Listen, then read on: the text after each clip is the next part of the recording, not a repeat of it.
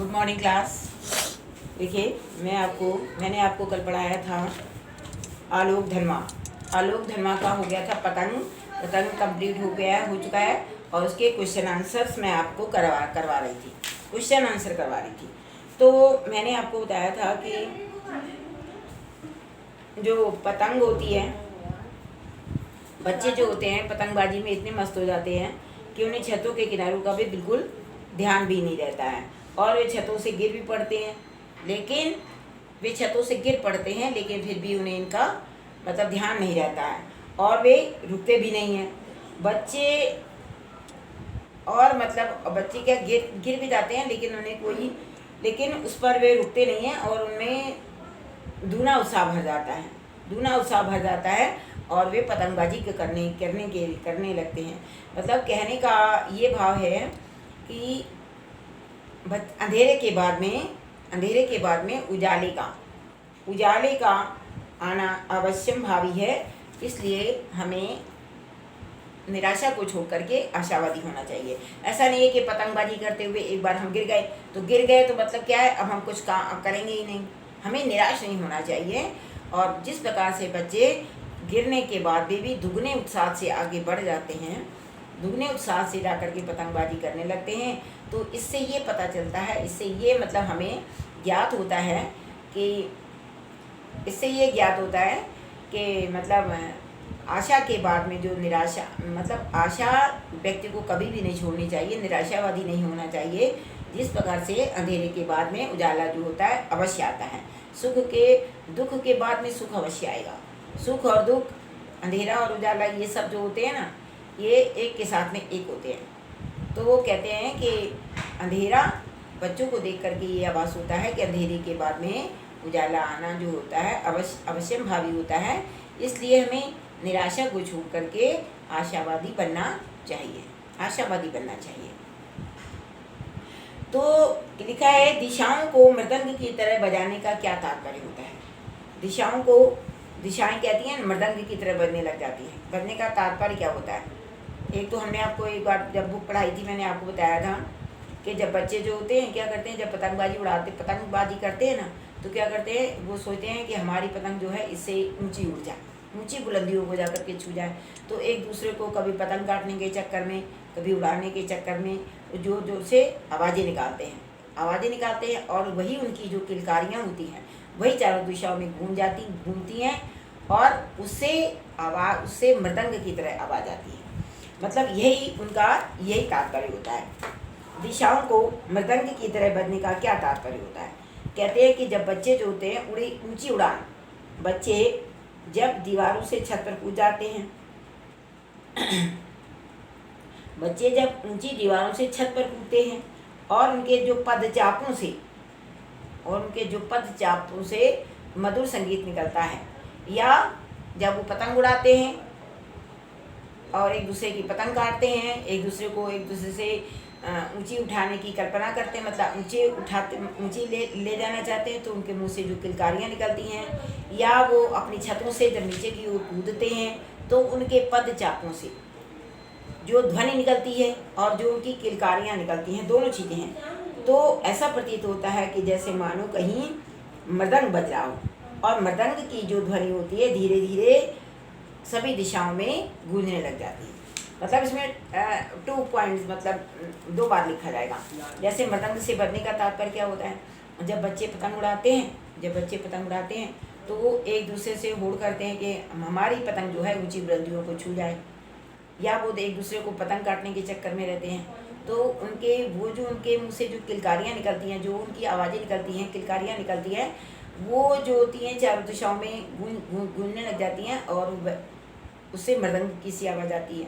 या जब बच्चे जो होते हैं छतों से नीचे कूदते हैं और उनके जो पदचापों की जो ध्वनि होती है वो मृदंग की तरह आवाज़ करती है और वो चारों दिशाओं में गूंज जाती है, और यही मृदंग ध्वनि, मतलब जो कूदने की जो उनकी ध्वनि होती है उसी को मृदंग ध्वनि कहते हैं। मृदंग ध्वनि जो है चारों दिशाओं में गूंज जाती है।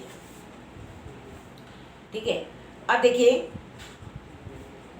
जब पतंग सामने हो तो छतों पर दौड़ते हुए क्या आपको अपनी छत छत कठोर लगती है ना? कहते हैं जब पतंग सामने होती है तो छत पर कूदते हुए दौड़ते हुए बच्चों को अपनी जो होती है अपनी छत जो है मतलब जो छत होती है वो कठोर नहीं लगती है। कैसी लगती है? उस समय उनका ध्यान किसकी ओर होता है? उस समय उनका ध्यान पूरी तरह से पतंग की ओर होता है, पतंग की ओर समर्पित होता है। उनको बिल्कुल उनका ध्यान उधर ही होता है। तो इसलिए उन्हें मतलब पतंग को पाने के लिए हम इतना बड़ा दुस्साहस भी कर सकते हैं। दुस्साहस क्या होता है? कहते हैं कि जब पतंग सामने होती है तो छत पर जो दौड़ते हुए बच्चे जो होते हैं, सुनने, जब पतंग सामने होती है और जब छत पर दौड़ते हुए बच्चों को अपनी छत कभी भी कठोर नहीं लगती है, क्योंकि उस समय उनका ध्यान जो होता है पूर्णतः पतंग की ओर ही समर्पित होता है। और पतंग को पाने के लिए हम दुस्साहस की मतलब सीमा तक जा सकते हैं, मतलब अपने साहस को भी क्रॉस कर सकते हैं, मतलब इतना साहस आ जाता है। पर किसको पाने के लिए? पतंग को पाने के लिए। समझे? मतलब जब पतंग सामने होती है तो छतों पर दौड़ते हुए बच्चों को छतों की कठोरता जो है महसूस नहीं होती है, क्योंकि उस समय उनका ध्यान जो होता है पूर्णतः पतंग की ओर ही आकर्षित होता है, पतंग की ओर ही उनका ध्यान पूरा होता है ना? मतलब वो किसकी ओर समर्पित होते हैं? पतंग की ओर पूरी तरह समर्पित होते हैं। और उस पतंग को पाने के लिए वे दुस्साहस की सीमा तक को लांघ सकते हैं, दुस्साहस की सीमा तक जा सकते हैं। ठीक, कहते हैं खतरनाक परिस्थितियों का सामना करने के बाद, मतलब ये सारे क्वेश्चन जो हैं, जैसे पतंग लिखी हुई है तो पतंग के ही सारे क्वेश्चन पूछे जाते हैं। तो खतरनाक परिस्थितियों का सामना करने के बाद आप दुनिया की चुनौतियों के सामने स्वयं को कैसा महसूस करते हैं? सामना करने के बाद आप दुनिया को चुनौतियों के सामने स्वयं को कैसा महसूस करते हैं? कहते हैं जब पतंगबाजी करते समय खतरनाक स्थितियां सामने आती हैं या हम तो क्या होता है, सामने आती हैं तो मरते मरते बच जाने पर हम और निडर हो जाते हैं। जब कहते हैं जब हम पतंगबाजी करते हैं और ख़तरनाक स्थितियां आ जाती हैं, और यदि हम मरते मरते बच गए, गिरने से ऊपर से गिर गए और वहाँ से बच गए, तो क्या होता है, इंसान जो है और निडर हो जाता है। वो सोचता है बच तो गए हैं तो कोई फर्क नहीं पड़ता। तो कहते हैं कि खतरनाक स्थितियाँ खतरनाक जब स्थितियों का हम सामना करते हैं तो मरते मरते बच जाने पर हम और भी निडर हो जाते हैं और जीवन की चुनौतियों को हम सहजता से स्वीकार कर लेते हैं और जीवन को अधिक आनंदमय ढंग से जीवन जीते हैं। समझ आया? कहते हैं पतंगबाजी करते हुए जब हम खतरनाक स्थितियों का सामना करते हैं और मतलब छत से गिर जाने पर यदि हम मरते मरते बच जाते हैं, तो यदि हम बच जाते हैं तो हम और भी निडर हो जाते हैं। और जीवन की जो चुनौतियाँ होती हैं, जीवन की में जो कठिन परिस्थितियाँ आती हैं, उनका हम सहजता से सामना कर लेते हैं और अपने जीवन को हम अधिक आनंदमय ढंग से जीते हैं, मतलब खुशी खुशी व्यतीत कर देते हैं। ठीक, अब देखिए लिखा हुआ है कविता के आसपास में क्या क्या आएगा। आकाश में रंग बिरंगी पतंगों को देख करके हमारे मन में कैसे ख्याल आते हैं? आसमान में रंग बिरंगी पतंगों को देखते हैं जब हम, तो हमारे मन में कैसे ख्याल आते हैं? तो कहते हैं आसमान में रंग बिरंगी जब पतंगों को हम देखते हैं तो हमारा मन करता है ऊंची ऊंची उड़ान भरने को करता है। जैसे पतंगें उड़ रही होती हैं तो दिल करता है कि हम भी ऐसे ऊंची उड़ान भरें, हम भी ऐसी ऊंची उड़ान भरें, मतलब हमारा भी मन करता है ऊंची उड़ान भरने को मन करता है। छोटी सी और पतली पतंग, कहते हैं छोटी सी और पतली पतंग और एक कागज़ से बनी होती है, तो आसमान को छू सकती है। जब आसमान को छू सकती है तो हम किस लिए बड़ी बड़ी उपलब्धियों को पाने के लिए प्रयासरत नहीं होते हैं। बड़ी बड़ी उपलब्धियों को पाने के लिए हम प्रयासरत नहीं होते। ये सोचकर हमारे मन में निरंतर कर्मशील रहने और रंगीन सपने लेने की इच्छा उत्पन्न हो जाती है। समझाया? देखिए, आसमान में रंग बिरंगी पतंगों को हम जब देखते हैं ऊंचा उड़ते हुए, आसमान में रंग बिरंगी पतंगों को जब हम ऊंचा उड़ते हुए देखते हैं तो हमारे मन में ये ख्याल आता है, ये विचार आता है, या ये सोच आती है, या मन में विचार आता है। क्या विचार आता है कि यदि ये छोटी सी पतली सी पतंग, कागज़ की बनी हुई ये पतंग जो है आसमान की ऊंचाइयों को छू सकती है, तो क्या हम यदि किसी काम के लिए यदि हम प्रयास करें, समझिएगा, किसी काम का यदि हम प्रयास करें तो क्या हम उसमें प्रयास में सफल नहीं हो सकते? हो सकते हैं ना? तो प्रयास में क्या सफल नहीं हो सकते? तो जीवन की चुनौती क्या करते हैं और हम बड़ी बड़ी उपलब्धियों के लिए, और क्या हम मतलब उसके कहने का मतलब ये है कि जब पतली सी जो पतंग होती है वो ऊंची उड़ान को, ऊंची मतलब ऊंचाइयों को जाकर के छू सकती है, कागज़ की बनी हुई पतंग ऊंचाइयों को छू सकती है, तो हम क्यों नहीं छू सकते?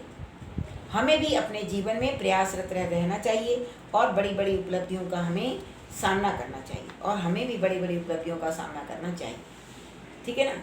और मतलब और अपने जीवन को एक तरीके से मतलब सहजता से स्वीकार करके हमें अपने मतलब अनेक बाधाओं का सामना करते हुए हमें प्रयासरत रहना चाहिए। रोमांचित शरीर का संगीत का जीवन के लय से क्या संबंध है? रोमांच शरीर मतलब जब उनकी पतंग ऊंची उठती है और ऊंची उठती जाती है तो वे उनका शरीर जो है रोमांचित हो जाता है। रोमांचित हो जाता है मतलब होता है खुशी से भर जाता है, खुशी से भर जाता है। तो लिखते हैं कि रोमांचित शरीर का संगीत शरीर को मतलब रोमांचित शरीर का संगीत मतलब होता है कि शरीर जो है, जो संगीत जो है शरीर को रोमांचित कर देता है। शरीर की सारा शरीर जो होता है गदगद हो जाता है, और ये संगीत जीवन में लय उत्पन्न करता है, और जीवन में चेतना शक्ति का, संगीत के माध्यम से जीवन में चेतना शक्ति का मतलब जीवन में चेतना शक्ति का विकास होना, जीवन में चेतना शक्ति का विकास होना संगीत के माध्यम से ही संभव होता है। और संगीत जीवन में आनंद प्रदान कर देता है। वही जीवन संबंध, सूझबूझ की प्रेरणा भी संगीत की ही देन होती है। ठीक है? उस प्रेरणा जो होती है संगीत की ही देन होती है। मतलब संगीत जो होता है मनुष्य के अंदर एक मतलब शरीर को रोमांचित कर देता है, चेतना उत्पन्न करता है, और ये सूझबूझ की प्रेरणा जो होती है वो भी हमें संगीत ही देता है। देखिए आगे, महज एक धागे के सहारे पतंगों की धड़कती ऊंचाइयाँ बच्चों को थाम लेती हैं। उन्हें मतलब बच्चों को थाम लेती हैं। कैसे थाम लेती हैं? कहते हैं महज एक धागे के सहारे पतंगों की धड़कती ऊंचाइयाँ जो होती हैं बच्चों को थाम लेती हैं। कहते हैं महज एक धागे के सहारे पतंगों की धड़कती ऊंचाइयाँ बच्चों को थाम लेती हैं। जिस प्रकार से बच्चे के हाथ में थमी पतंगे आसमान के बच्चों के हाथों में थमी हुई जो पतंग होती है, डोर जो होती है, आसमान की ऊंचाइयों को जाकर के छू जाती है, वैसे ही बाल सुलभ जो कल्पनाएं होती हैं, बच्चों के मन में जो कल्पनाएं होती हैं ऊंचाइयों की ओर दिन पर दिन बढ़ती ही चली जाती हैं। बच्चों का कोमल मन दूसरे बच्चे की पतंग काट करके खुशी से झूम उठता है, किलकारियाँ मारता है, सीटियाँ बजाता है। इसी प्रकार जब व्यक्ति की कोई इच्छा पूर्ण हो जाती है तो वो खुशी के मारे नाच उठता है। समझाया? महज एक धागे के सहारे पतंगों की धड़कती ऊंचाइयाँ बच्चों को थाम लेती हैं। जिस प्रकार से पतंगे आसमान की ऊंचाइयों को छूती हैं, उसी प्रकार से बाल सुलभ कल्पनाएं भी बच्चों के मन में, उनकी मतलब बाल सुलभ जो कल्पनाएं हैं निरंतर ऊंचाइयों की ओर बढ़ती जाती हैं, और बच्चों की ये कोमल भावनाएं एक दूसरे की पतंग को काट करके खुशी से झूम उठती हैं। कि बच्चा जो होता है जब पतंग कट जाती है तो क्या होता है, खुशी से झूम उठता है, किलकारियाँ मारता है और सीटियाँ बजाने लगता है। और इस प्रकार से जब उसकी कोई इच्छा पूर्ण हो जाती है, कोई भी इच्छा, जब उसकी कोई इच्छा पूर्ण हो जाती है तो वो क्या करता है, तो वह खुशी से नाच उठता है। जिसकी पतंग, जबकि वो किसी की पतंग काट लेता है, ठीक है ना, जब वह किसी की पतंग को काट देता है तो वह खुशी से झूम उठता है, खुशी से नाचने लग जाता है। ठीक, कहते हैं हिंदी साहित्य के विभिन्न कालों में तुलसी, जायसी, मतीराम, मैथिली षड़गुप्त कवियों ने शरद ऋतु का बहुत ही सुंदर वर्णन किया। आप उन्हें तलाश कर कक्षा में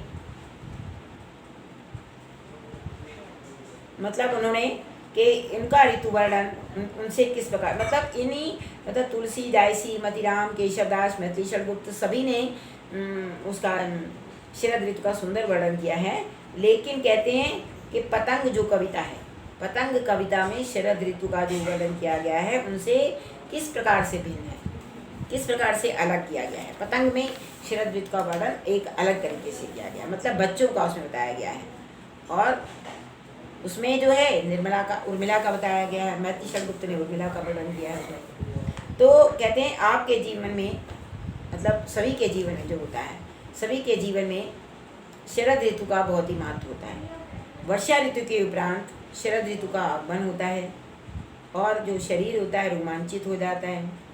शरद ऋतु में क्या होता है, शरद ऋतु आती है तो हम ठिठुरते हैं, हमें सर्दी लगती है, हमें ठंड का एहसास होता है, लेकिन हमारी जो कार्य क्षमता होती है वो बढ़ जाती है।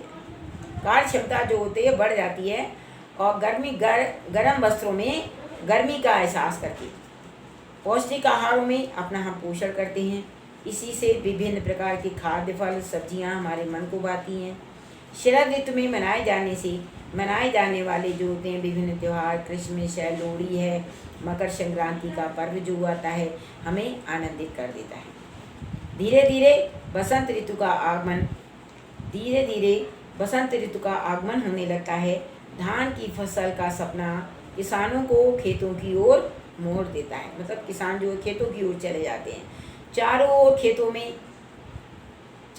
खेतों में वृद्ध और बच्चे अपने अपने खेतों में धान की फसल रोपने में मस्त हो जाते हैं और किसानों को देख करके मन जो है खुशी से भर जाता है। दिसंबर से सर्दी का आगमन जहाँ मन में खुशी प्रदान करता है, वहीं फरवरी के बाद में गर्मी का अपना आना मन में एक चुभन उत्पन्न कर देता है। और कब शरद ऋतु का आगमन होगा, कब शरद ऋतु का इंतजार समाप्त होगा और मन यह सोचने को विवश हो जाता है। मतलब शरद ऋतु कहते हैं, शरद ऋतु जो होती है क्या मायने रखती है, तो लिखा है शरद ऋतु का बहुत महत्व होता है। वर्षा ऋतु के बाद में वर्षा ऋतु के उपरांत शरद ऋतु का आगमन होता है, शरीर रोमांचित हो जाता है। मतलब शरद ऋतु आती है तो हम ठिठुरते हैं, हमें सर्दी का एहसास होता है और लेकिन हम गर्म जब कपड़े पहन लेते हैं तो हमें गर्मी का एहसास होता, मतलब वो हमारे मन को जो होता है बहुत मतलब जो गर्मी का एहसास कर गर्म वस्त्रों में हम गर्मी का एहसास करते हैं। मतलब जब ठंड लगती है तो गर्म वस्त्र पहनते हैं तो हमें गर्म महसूस होता है। पौष्टिक आहारों में हम धान, खाद्य फल, सब्जियां, अनेक तरीके के फल और मतलब हमें हर सब चीज़ अच्छी लगती है। सर्दियों में हर चीज़ हमें अच्छी लगती है। लेकिन उसके बाद में जब वर्षा ऋतु का जब वर्षा ऋतु का आगमन होता है तो जो किसान होते हैं वो खेतों की ओर मुड़ जाते हैं और वहाँ जाकर के बच्चे, बूढ़े, जवान जितने भी व्यक्ति हैं सब धान को रोपते हैं, धान को रोप देते हैं, मतलब धान लगाते हैं, जिससे कि क्या होते हैं और मतलब धान लगाते हैं। और दिसंबर में सर्दी का आगमन जो होता है महान खुशी इन लोगों में प्रदान कर लेता है। फरवरी के बाद में क्या होता है, जब गर्मी आती है तो हमारा मन जो कैसा हो जाता है, तो हमारा मन में एक चुभन सी उत्पन्न हो जाती है कि कब ये ऋतु जो है गर्मी की ऋतु समाप्त होगी और शरद ऋतु का आगमन होगा और मतलब शरद ऋतु का आगमन होगा, कब हमारा शरद ऋतु का जो हम इंतज़ार कर रहे हैं वो समाप्त हो जाएगा। और मन जो है ये सोचने को विवश होता है, मन ये सोचने के लिए विवश हो जाता है। क्योंकि शरद ऋतु में कहते हैं, शरद ऋतु में बहुत से त्यौहार भी आते हैं, जैसे क्रिसमस आता है, लोहड़ी आती है, मकर संक्रांति का पर्व आता है ना। तो ये सब जो त्यौहार आते हैं ये सब सर्दियों में आते हैं। तो सर्दियों में क्या होता है, खाने पीने को भी मन करता है और त्यौहार भी मनाए जाते हैं तो अच्छा लगता है। गर्मी में कुछ नहीं होता, गर्मी में बस सिर्फ गर्मी का एहसास होता है। इसलिए व्यक्ति सोचता है कि कब ये ऋतु समाप्त होगी और शरद ऋतु का आगमन होगा। मतलब ये जो है बाकी तुलसी ने, जायसी ने, मैथिली षड़गुप्त जी ने, मतीराम ने जो भी शरद ऋतु के बारे में लिखा है उससे ये मतलब ये जो शरद ऋतु का बोला गया, पतंग में जो शरद ऋतु का वर्णन किया गया है उससे भिन्न है, ये उससे भिन्न है। ठीक है, ये मतलब क्या बताते हैं कि ये उससे भिन्न है। कुछ महत्वपूर्ण जो होते हैं, जो कुछ इम्पॉर्टेंट जो क्वेश्चन आंसर होते हैं इसमें से, तो वो भी पूछे जाते हैं। जैसे पतंगबाजी मतलब जैसे होता है, पतंगबाजी के माहौल का वर्णन कीजिए, पतंगबाजी का माहौल कैसा होता है। ये तो आपको पता होना चाहिए पतंगबाजी का माहौल कैसा होता है ना। पतंगबाजी का माहौल होता है कि आकाश जो होता है कैसा होता है, स्वच्छ और मुलायम होता है, मंद मंद हवा के झोंके चल रहे होते हैं। ऐसे में बच्चे पतंगबाजी का भरपूर मज़ा लेते हैं। आकाश में उड़ती तरंगें, आकाश में जो पतंगे उड़ती हैं, आकाश में जो पतंगे उड़ती हैं वो तितलियों की भांति रंग बिरंगी दिखाई देती हैं। और पतंग उड़ाते समय, पतंग जब ये उड़ाते हैं तो जब रंग बिरंगी तितलियों के समान जब पतंगे उड़ती हैं तो बच्चे लोग क्या करते हैं, सीटियाँ बजाते हैं। खुशी मतलब सीटियाँ बजाने का मतलब क्या होता है, बच्चे बहुत खुश हो जाते हैं, सीटियाँ बजाते हैं, किलकारियाँ मारते हैं। और सभी बच्चे जो होते हैं अपने अपने साथियों के संग छतों पर चढ़ करके पतंगबाजी का मज़ा लूटते हैं, मज़ा लूट रहे होते हैं। तो पतंगबाजी का माहौल कैसा होता है, पतंगबाजी का मतलब आकाश जो होता है साफ़ और स्वच्छ होता है, सर्द सर्द हवा के झोंके चल रहे होते हैं। पतंगबाजी का बच्चे जो होते हैं पतंगबाजी का भरपूर मज़ा ले रहे होते हैं। आकाश में जो उड़ती हुई रंग बिरंगी जो पतंगे उड़ती हैं वो तितलियों के समान दिखाई देती हैं। और वे उन्हें देख कर के सीटियाँ बजाते हैं, किलकारियाँ मारते हैं। और सभी बच्चे जो होते हैं अपने साथियों के साथ में अपनी अपनी छतों पर चढ़ कर के पतंगबाजी का मज़ा ले रहे होते हैं, पतंगबाजी का मज़ा ले रहे होते हैं। ठीक, पृथ्वी घूमती हुई बच्चों के बेचैन पैरों के पास किस प्रकार जाती है, बच्चों के बेचैन पैरों के पास में किस प्रकार आती है पृथ्वी।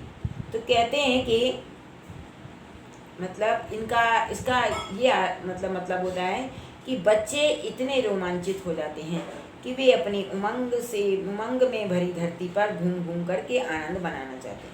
लिखते हैं ना, पृथ्वी घूमती हुई बच्चों के बेचैन पैरों के पास, बच्चों की बेचैन पैरों के पास। इसका मतलब होता है कि बच्चे इतने रोमांचित हैं कि वे अपनी उमंग में सारी धरती पर घूम घूम करके आनंद मनाना चाहते हैं। मतलब क्या, बच्चे जो होते हैं इतने रोमांचित हैं कि सारी पृथ्वी पर घूम घूम करके आनंद मनाना चाहते हैं। तो वही है, पृथ्वी घूमती हुई बच्चों के बेचैन पैरों के पास। मतलब बच्चे इतने रोमांचित हो जाते हैं कि वे अपनी उमंग में सारी धरती पर घूम घूम करके आनंद मनाना चाहते हैं। देखिए, बच्चे कब निर्भीक हो जाते हैं, बच्चे जब पतंग उड़ाते हैं तो कहते हैं खतरनाक के किनारों से। जब पतंग उड़ाते समय वे उसमें इतने मस्त हो जाते हैं कि उनको ये ध्यान ही नहीं रहता, उनको इस चीज़ का बिल्कुल ध्यान नहीं रहता है कि हम नीचे गिर जाएंगे। और यदि वो वहाँ से नीचे गिर जाते हैं, गिरने के बाद यदि वो बच जाते हैं, मरते मरते बच जाते हैं, तो ये बच्चे और भी निर्भीक हो जाते हैं। तो लिखा है कि बच्चे कब निर्भीक हो जाते हैं, जब वो नीचे गिर पड़ते हैं और बच जाते हैं तो वे और भी निर्भीक हो जाते हैं। क्यों? क्योंकि उनमें आत्मविश्वास जो है, उनको अपने अंदर उनका कॉन्फिडेंस बढ़ जाता है कि गिर तो गए थे लेकिन हम बच गए हैं ना, तो कोई बात नहीं। तो कहते हैं कि बच्चे जब खतरनाक किनारों से बच्चे नीचे गिर जाते हैं, बच्चे नीचे गिर जाते हैं तो उनका आत्मविश्वास बढ़ जाता है और वे क्या करते हैं, और वे निर्भीक हो जाते हैं और पूरी तरह से निर्भीक हो जाते हैं। वो निडर हो जाते हैं, उन्हें किसी बात का भय नहीं रहता है। ठीक है, किशोर और युवा वर्ग समाज का मार्गदर्शक है।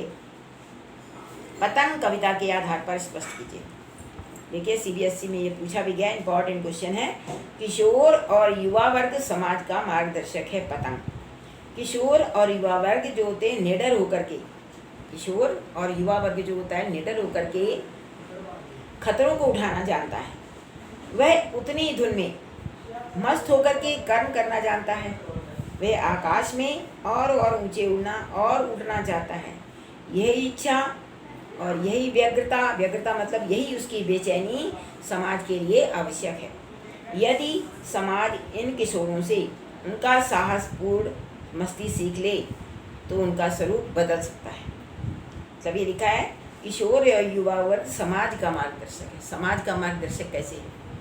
कहते हैं जो किशोर और युवा वर्ग जो है जब गिर जाता है तो मतलब निडर हो जाता है, तो किशोर और युवा वर्ग जो है निडर होकर के खतरों को उड़ाना मतलब खतरे उठाना चाहता है। वह अपनी धुन में मस्त होकर के कर्म करना चाहता है और पतंग की तरह ऊंचे उठना और उठना चाहता है। यही जो व्यग्रता होती है, यही जो बेचैनीपन बच्चों का जो होता है, समाज के लिए बहुत आवश्यक है। यदि समाज जो है इन किशोरों